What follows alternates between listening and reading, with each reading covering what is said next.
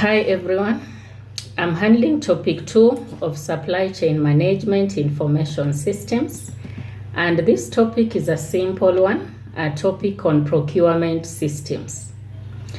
There are only 2 procurement systems. It is either the manual system or the automated system or the electronic system of procurement. So there should be no confusion about which system. Those are the 2 major categories. Of course, manual is only one, but when you go to electronic systems, you will find there are so many categories of the same. But for now, let us understand procurement systems as you're either doing the manual system or you're doing the electronic system. So this is a simple topic. We shall understand the definition of procurement systems. Then we go and differentiate the manual system from the electronic system. Phases of evolution of e-procurement.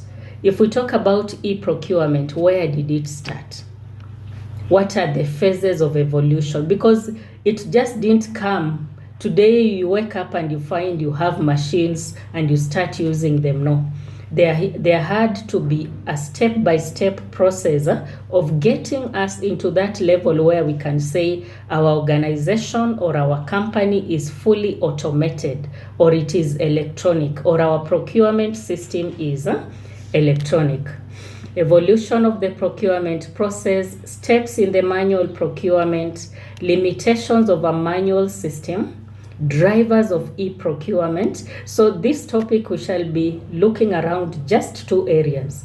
Either we are talking about the manual system or we are talking about the automated system. Those 2. Advantages, disadvantages, conversion strategies from the manual to the e-procurement. What strategies can you use to convert?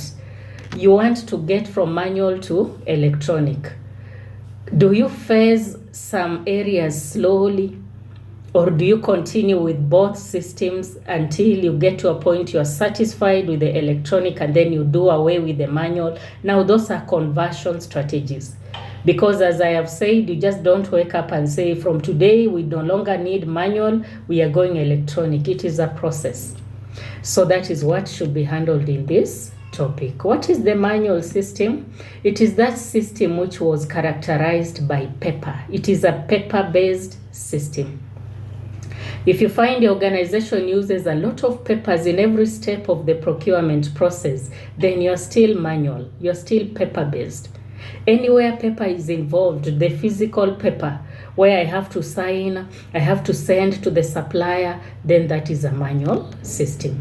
Electronic system, now you're using internet-related tools or other information and communication technologies to be able to conduct the same procurement process. Objectives, of course, of using e-procurement is to eliminate paperwork, reduce the procurement cycle time, increase the number of suppliers, all that. Areas that can be automated, every area in procurement that can be automated.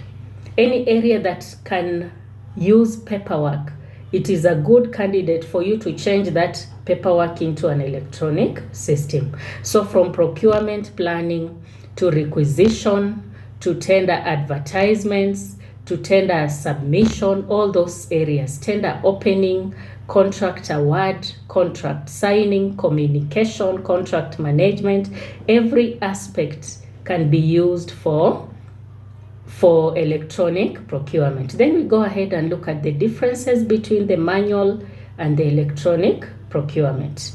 What is manual? What is electronic? What differences does the 2 make? Once we are done with that, we go ahead and now look at there is a lot of difference. The evolution of e-procurement, where did it start from? Of course, there is a grid from traditional procurement to electronic systems that support traditional procurement. Long time we had PCs. A PC would just be used maybe to be able to print, or a printer with a PC you connect and then you print a document, but they were still manual as long as there was printing.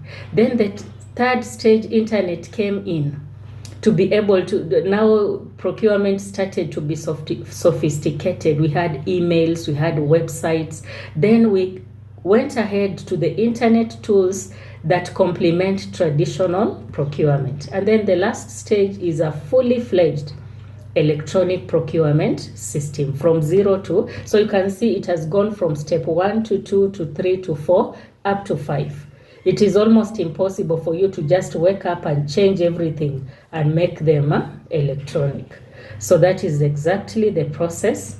After the process, evolution of the procurement process, we shall look at how procurement evolved up to where we are now, the challenges that they face, and then we look at the steps in the manual procurement. If we say you are doing manual procurement, then what should we consider when we come to your organization?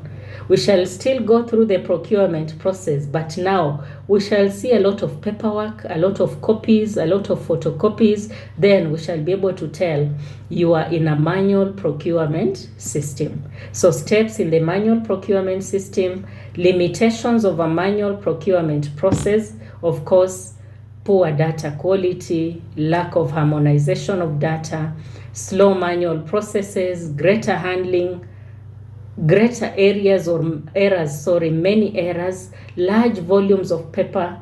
All that signifies that there are challenges you're facing because you're still manual. Inefficiencies related to people, etc. And then we go ahead and look at drivers of e-procurement adoption. What made companies to move from the manual to the e-procurement? That is what we are calling drivers of e-procurement adoption. And there are many. They need to want to reduce administrative costs. They need to reduce prices, better contract compliance, better inventory management, larger supplier base. It's like you turn the advantages of e-procurement to show that because of these advantages, we feel it is better for us to use e-procurement. And then advantages and disadvantages of e-procurement. E-procurement is not 100% advantageous. As much as the advantages are more than the disadvantages, you can still face disadvantages with your electronic system. And we shall look at them. There are very many. Disadvantages to the suppliers, disadvantages to the company itself, and then barriers or challenges of international e-procurement. If you're dealing with an international electronic procurement, there are challenges you'll face, and we shall be able to see them. Differences in organization culture, differences or inadequate technological infrastructure. Some countries are advanced more than others, so you cannot compare the two systems. Cost of training, legal controls, all those are challenges that you're likely to face, especially when you do international e-procurement. Ways e-procurement can be used to reduce corruption. Of course it can, and it has been used to reduce corruption to a great extent. So how can corruption be reduced if we are using e-procurement? One, it is easy to audit the entire system. Standardization of documents, so you do not get different documents which allow people to be corrupt. Minimize or minimal personal contact. All those are part of ways you can be able to reduce corruption, because corruption has gone down since electronic procurement came into place. Disadvantages of e-procurement: expensive to acquire hardware, to acquire software, to train people, reliability issues. You always hear issues like power outages, security, network failures, our systems are down. Those are reliability issues. Issues with compatibility, systems are many. Sometimes you do not even know which one is the best. You do not know how to choose a good system. Those are issues with compatibility. Legal or regulatory issues.